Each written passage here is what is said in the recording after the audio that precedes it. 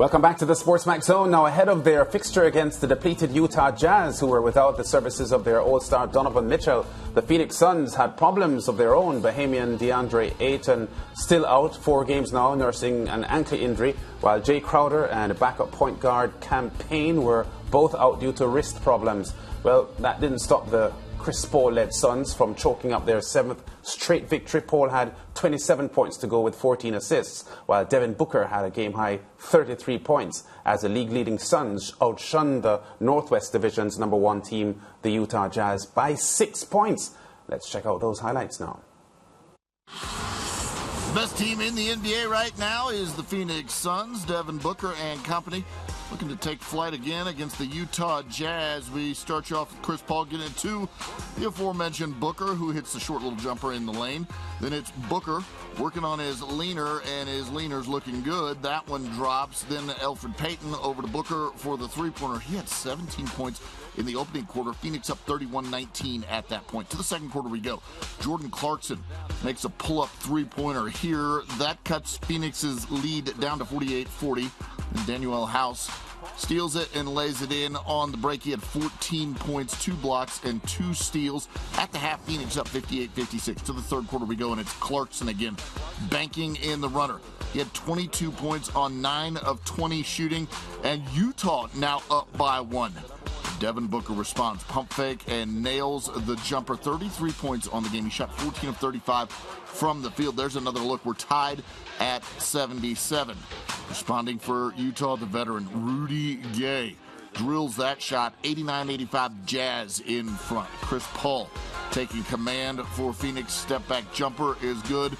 Chris Paul, when it's money time, he gets the ball, drills the 3. Then it's Paul, an elbow jumper. He had 27 points. That's a season high, 14 assists, and 9 rebounds. Phoenix comes back and gets the W. Your final score, 115-109.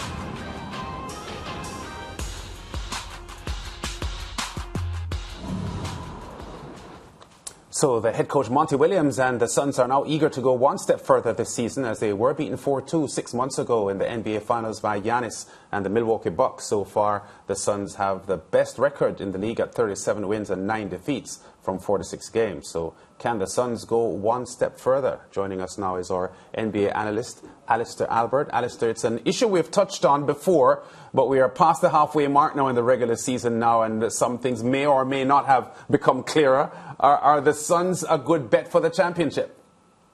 Now, the thing, when I'm usually on with you guys, I'm usually very conservative. I always like to say, take your time, let's see how things go and everything. But tonight, I'm actually going to be very definitive with my response and say the Suns are definitely my title favorite, or Western Conference final representative favorite for me at this moment. They are definitely the best team in the league with their 37-9 record. And, they're just playing like it. They're showing right now that, their advancement to the finals last year was not a fluke. It's one of those things you always kind of want to see what happens the next season, and can they actually keep that momentum and build on it and get better? And the Suns have. They've been better at most of all the advanced statistics from last year, and they're even doing better with DeAndre Ayton out in certain defensive categories and rebounds and everything. And, getting guys like Bismack Biyombo and all those guys, the role players coming in and playing really good. They have 9 guys averaging double digits in scoring.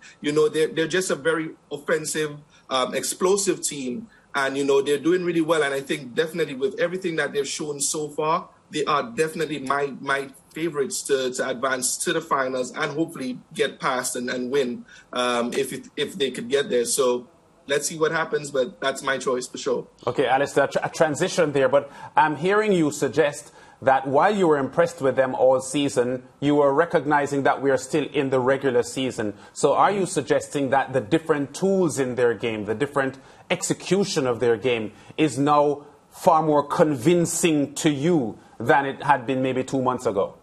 Definitely, because for me, when they advanced into the playoffs last year, they were still very much an unknown entity. Yes, they were, second best in the West, and they had a really good record, but we just didn't know what to expect from Chris Paul. What can this group actually do? DeAndre Ayton is a really young player. Can you really rely on him, in those big games in postseason? And, he had his little struggles here and there. And this season, he has been injured in and out of the lineup, only playing about half of the team's games. But, the team has just continued to just chug along and blow past, all the teams that they play. They've had some very convincing wins against, like we showed in the highlight there, against the Jazz, the Lakers, and all the other best teams in the league. And I think, they're just building a very sharpened, well-oiled machine at this point that's ready to get into the playoffs, with the leadership of Chris Paul, Monty Williams, Devin Booker. And I think they definitely have the tools, that they showed last year that they could go all the way.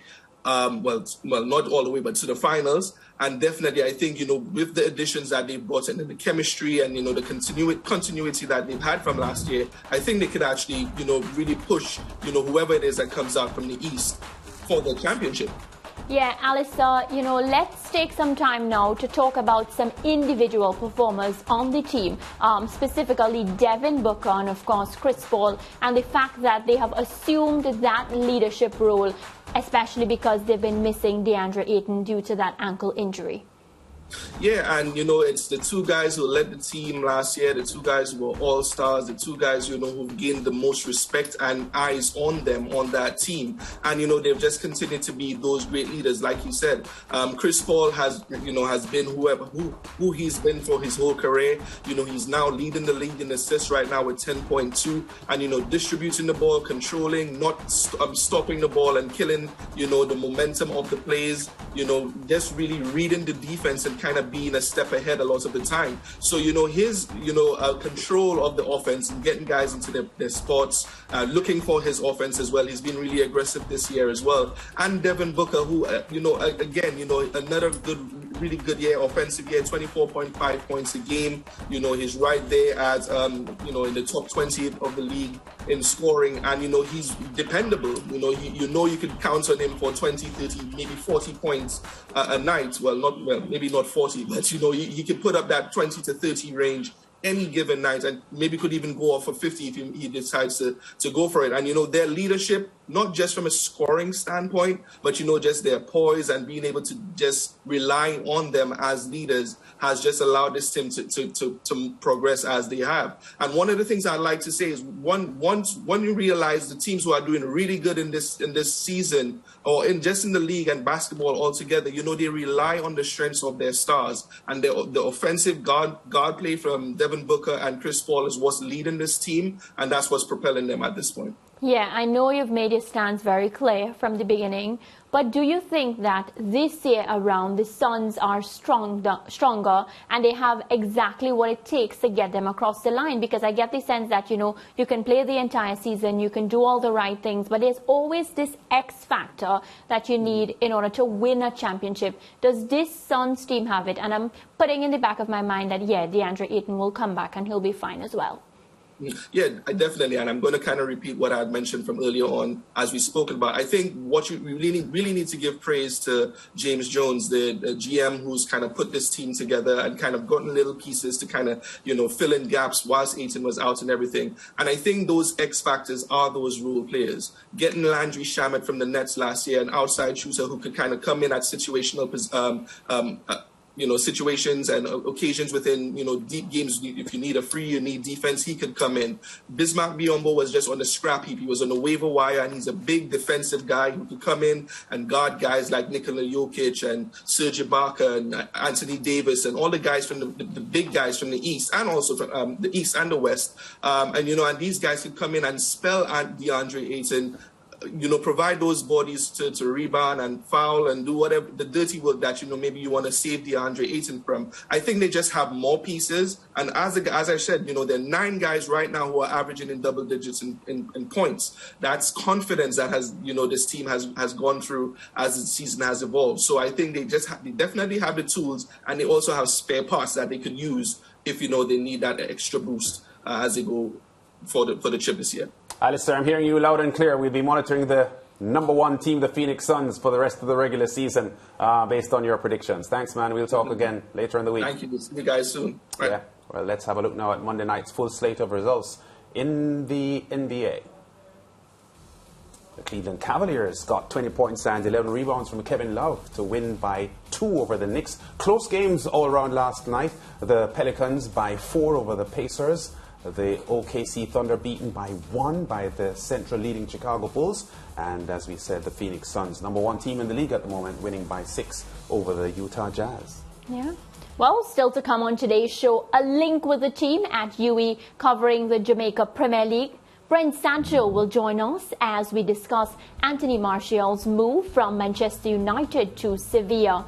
We ask who benefits most from this deal. Is it United, Sevilla or Martial? And there will be another Winter Olympics feature as we build up to the Beijing 2022 Games from February 4 to the 20th. Winter is here and SportsMax will have all the action.